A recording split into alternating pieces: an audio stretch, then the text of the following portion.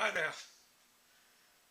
It's been a while since I've done a video on YouTube, and I was actually working on the tracer contour tool for the TIG lathe. In the meantime, I went into Calgary in Alberta here and found a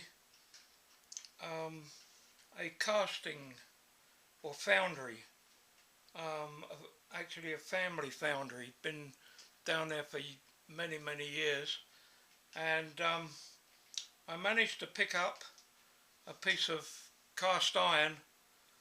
As you can see,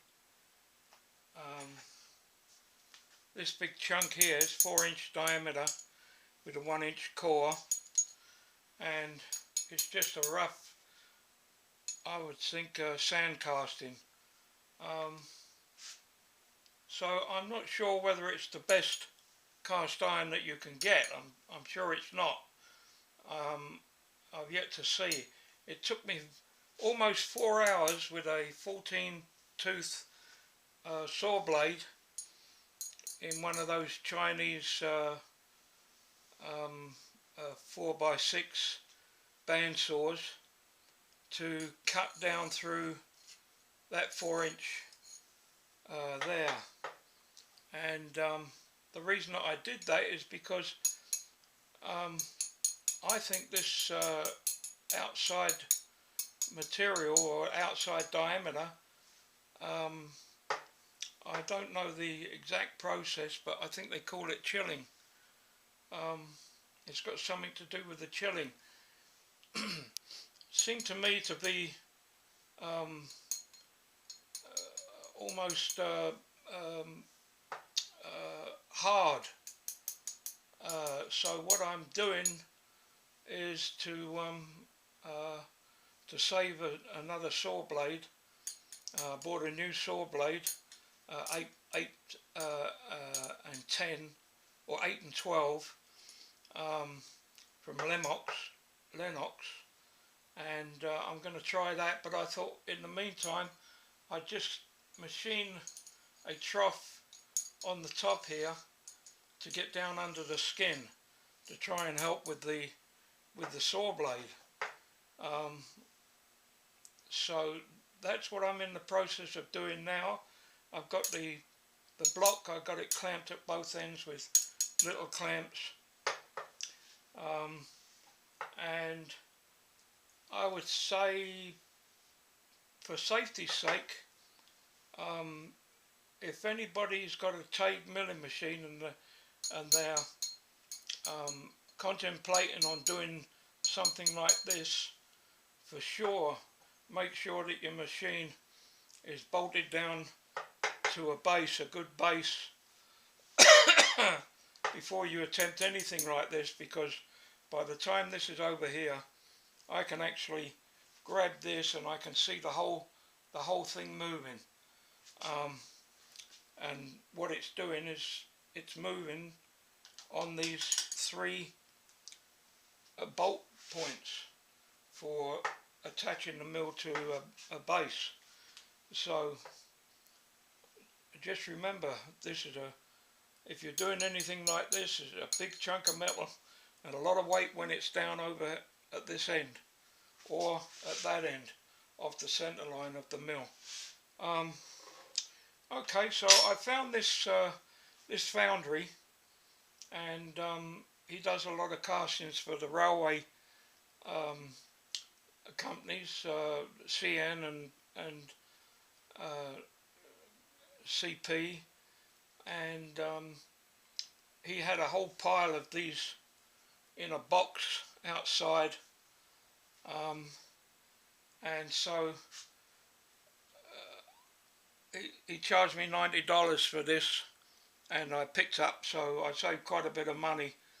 My other buddy, who's also building one of these down in the States, he's got a nice rectangular block for his one, we're both doing the same project, and he's got some nice stuff from McMaster, and it's a rectangular block. So in a way, if I could have got rectangular, I would have preferred it.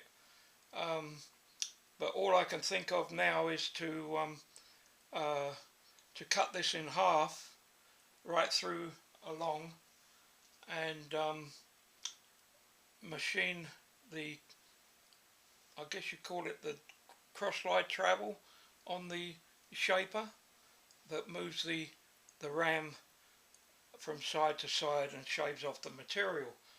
Um, so that's what I'm doing at the moment. I'm hoping this is going to work. Once I can get this cut in half, of course the weight will be that much less, so it won't be so hard on the little mill.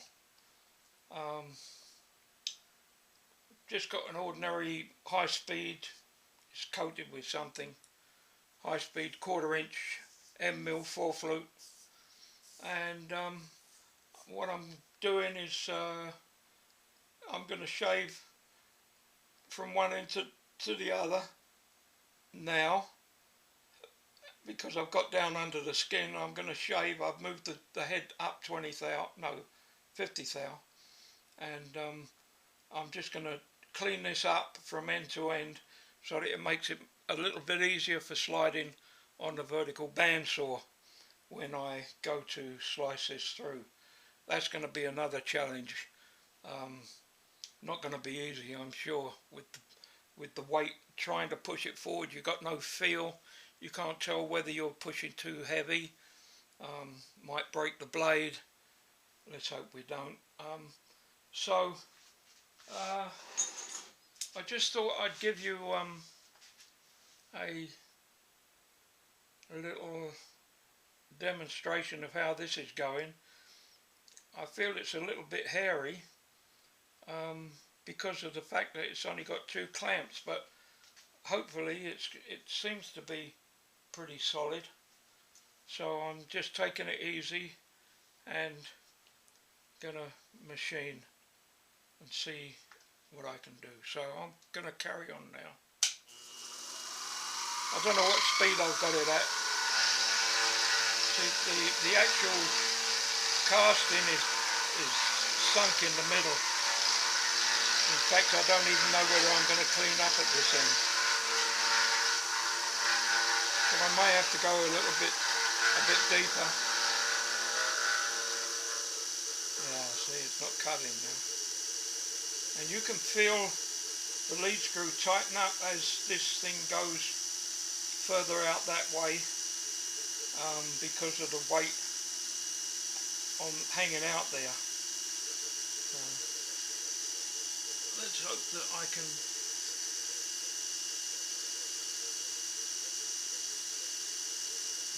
I'm going to have to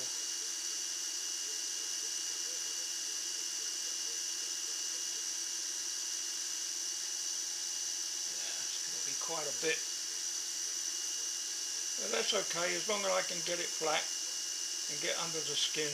Now it's really tightening it up, and I find that by putting a bit of pressure with my hand, lifting, it helps a little bit, but it is getting tight. So I suspect that by the time I finish this project, I'll have to renew the nut, lead screw nut on the mill.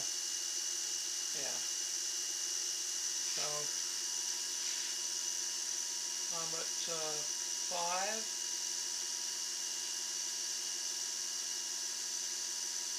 Yeah.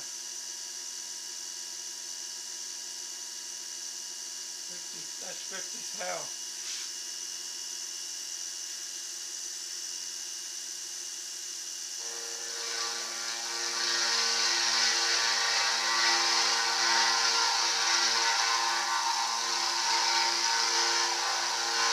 Not the best of cast iron, I'm sure of that.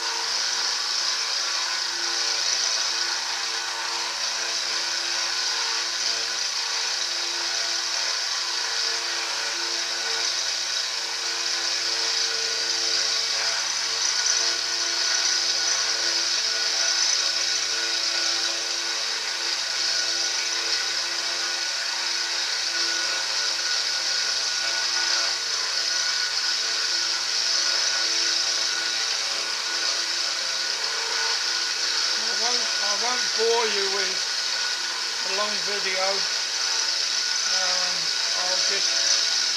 I'll switch off in a moment and continue as I progress.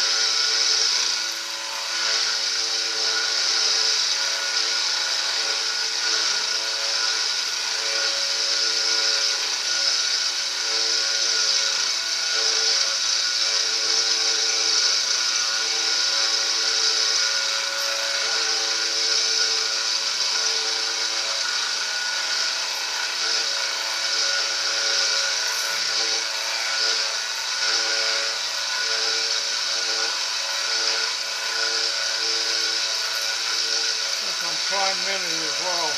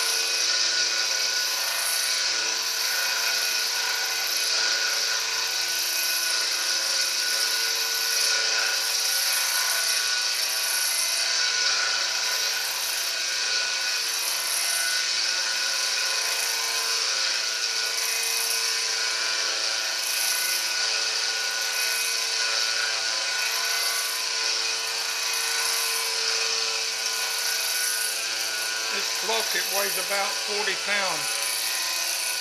So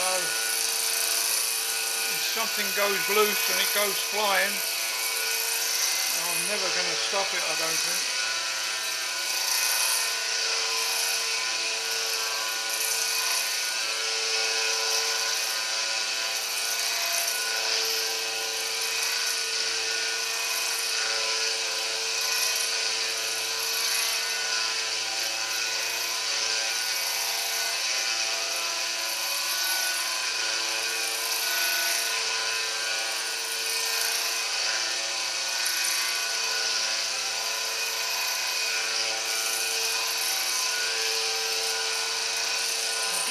I'll get to the end and then I'll close off.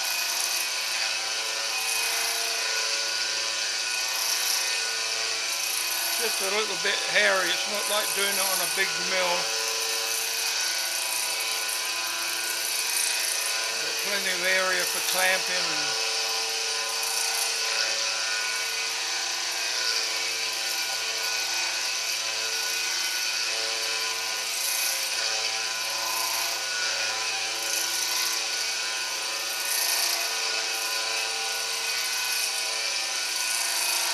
this part is going to be the block. The base was 46 pounds and quite large, and that was quite a challenge on here. But once I get this unit, it's 11.5 inches long at the moment and 4-inch diameter. And once I get it cut in half, then that's going to ease. It's going to be easier for clamping. Going to have some flat surfaces. That's going to ease the amount of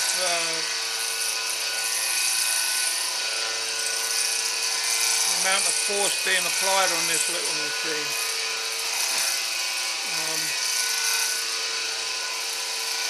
And then after that, it's the carriage that goes on the cross slide. That's smaller. I think it's something like 6x4, something like that, and not so heavy, and certainly it won't take the total length of the x-axis to machine. So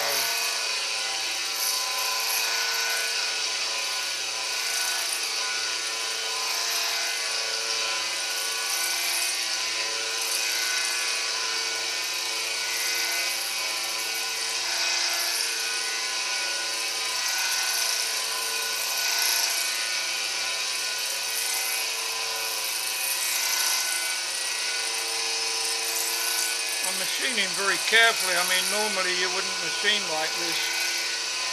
You'd be able to put a cut on. But because of the size of the machine and the clamping arrangement, with just 2 clamps, one at each end, it's a bit hairy. Because if anything broke, or say the milling machine lost its hold on the base, the whole lot would tip. I'd probably never be quick enough to stop it.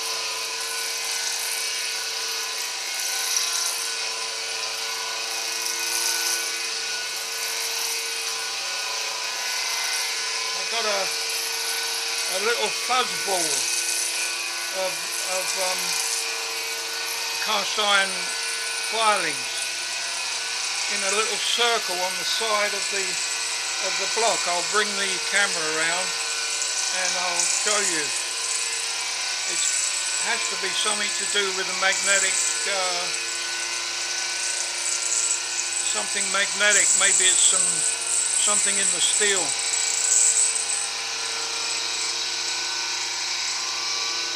Kind of strange.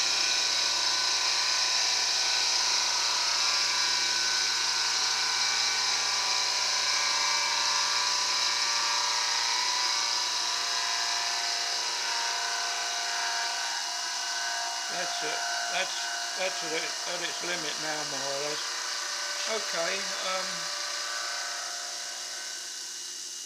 I'll do that. And what I do when I'm not using it, or when I've got it stationary, I've got a couple of parallels here, some old ground stuff that were for tools when I was working, and I put them under there. And then I've got one of these units, a adjustable parallel, or whatever you want to call it, and I put that under there as well.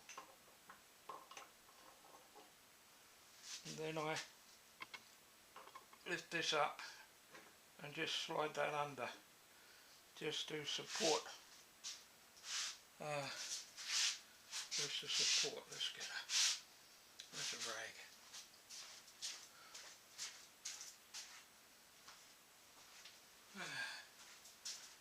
So it's a long a long progress. It's slow and tedious.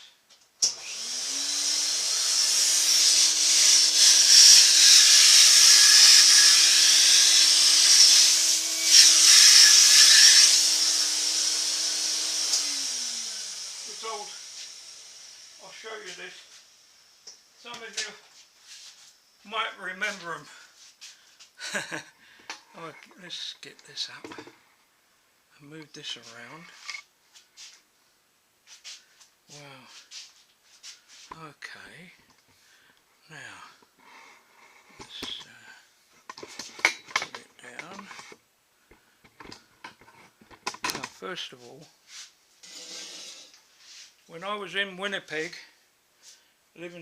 I emigrated to Winnipeg, and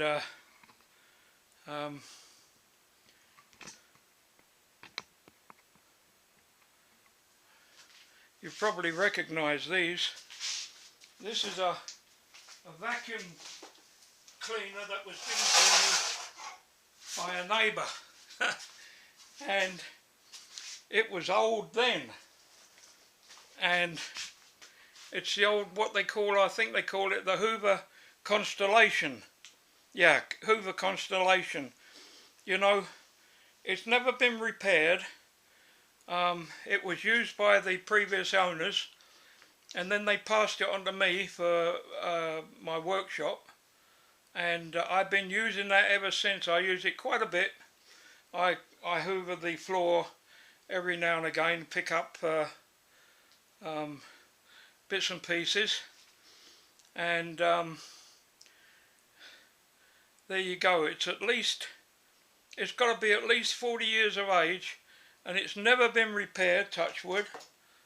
And that's what I use to clean the shop with. So I just thought I'd show you that. That's quite amazing, really. Okay, now I'll turn this round and we'll take a look at, I'll get in as close as I can.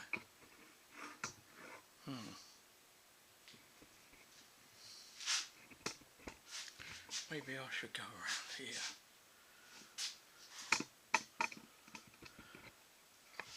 Now, I hope you can see that. It's a little fuzzball it's magnetic. You see that? Let's bring this over a bit if I can. There we go. Can you see it now? I think you can. Yeah, look at that. So that must be a bit of magnetic material that got into the casting when they were pouring the casting. Let's hope it's not all like that right the way through. Anyway, I don't think it is, but I just thought I'd show you that. Okay, I'm gonna close up now, and I'll continue messing around with this. I might even turn it around the other side. Once I've got a flat surface along, or reasonably all the way along, then I'll turn it over and put another, I'll just run a 1/4 inch groove down the center line, so that when I go onto the bandsaw, the blade will be cutting into at least decent material and not this rough crap on the outside. It's terrible. I remember when I first became a turner improver, when I was 15. I left school and got a job with a little family company in London, in South London, and they did lots of machining on castings for water pumps for a company. I can't remember what it was now, but they did a lot of brass work on. They had Myford lathes and Logan, I think it was Logan, might have been Little John, can't remember. Anyway, we used to, with the brass, we used to have to make brass rods, threaded rod at one end, and You know, we used to do that with chaser, and it's amazing how you become really good at doing one thing, um, and very easy. I used to be able to thread a brass, or probably that long, um, with a chaser and a handle, and I got so good at it that you could do 3 passes and you got a thread, like, you know. I mean, I know it's only brass, but